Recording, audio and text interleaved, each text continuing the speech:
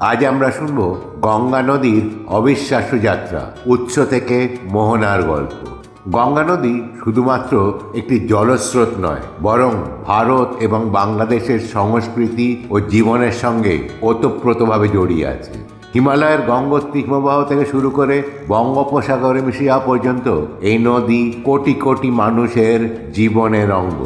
আজ আমরা জানব গঙ্গার বিস্ময়কর যাত্রার গল্প এবং সেই সব গুরুত্বপূর্ণ স্থান যেখানে এই নদী শুধু ভৌগোলিক নয়, জীবনের গুরুত্ব বহন করে। গঙ্গার উৎস ও পথ চলা।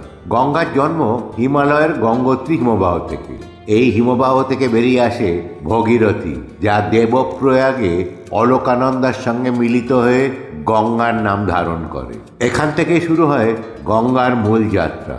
উত্তরের উত্তাল পাহাড়ি পথ পেরিয়ে গঙ্গা প্রবেশ করে ভারতের বিস্তৃত সমতল ভূমিতে। গঙ্গা ভারতের বেশ কয়েকটি গুরুত্বপূর্ণ রাজ্য দিয়ে প্রবাহিত হয়।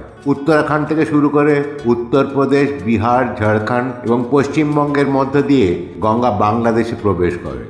বাংলাদেশে এটি পদ্মা নামে পরিচিত এবং শেষমেশ বঙ্গোপসাগরে গিয়ে মিশে যায়। এর দৈর্ঘ্য কত জানেন? 2525 কিলোমিটারের এই দীর্ঘ নদী বিশ্বের দীর্ঘতম এবং পবিত্রতম নদীগুলোর মধ্যে একটি। এবার চলুন জেনে নিই গঙ্গার তীরে অবস্থিত কিছু গুরুত্বপূর্ণ স্থান সম্পর্কে। 1. হরিদ্বার। হিমালয়ের পাদদেশে অবস্থিত হরিদ্বার গঙ্গার পবিত্র স্থানগুলোর মধ্যে অন্যতম। এটি কুম্ভমেলার জন্য বিখ্যাত, যেখানে লাখ লাখ তীর্থযাত্রী গঙ্গায় ডুব দিয়ে পাপ মোচনের জন্য আসেন। 2 নম্বর, বারাণসী বা কাশী। পৃথিবীর প্রাচীনতম শহরগুলির মধ্যে একটি, বারাণসী গঙ্গার তীরে অবস্থিত। কাশী বিশ্বনাথের মন্দির এবং গঙ্গার মনোমুগ্ধকর আরতিটি এখানে দর্শনীয়। প্রয়াগরাজ, যার আগের নাম ছিল এলাহাবাদ, এখানে গঙ্গা, যমুনা এবং সরস্বতী এই 3 নদীর মিলনস্থল, যা ত্রিবেণী সঙ্গম নামে পরিচিত। এখানে কুম্ভমেলার সবচেয়ে বড় আয়োজন হয়। 4 নম্বর, পাটনা। বিহারের রাজধানী পাটনা গঙ্গার তীরে অবস্থিত। প্রাচীন যুগে এটি পাটলিপুত্র নামে পরিচিত ছিল এবং এটি বৌদ্ধ এবং জৈন ধর্মের জন্য গুরুত্বপূর্ণ স্থান। 5 নম্বর, মুর্শিদাবাদ ও কলকাতা। পশ্চিমবঙ্গে গঙ্গার প্রবাহ কলকাতাকে এক প্রাণবন্ত শহরে পরিণত করেছে। হাওড়া ব্রিজ, বিদ্যাসাগর সেতু এবং নানা জিনিস এর আকর্ষণ বাড়িয়েছে। 6 নম্বর, বাংলাদেশের পদ্মা।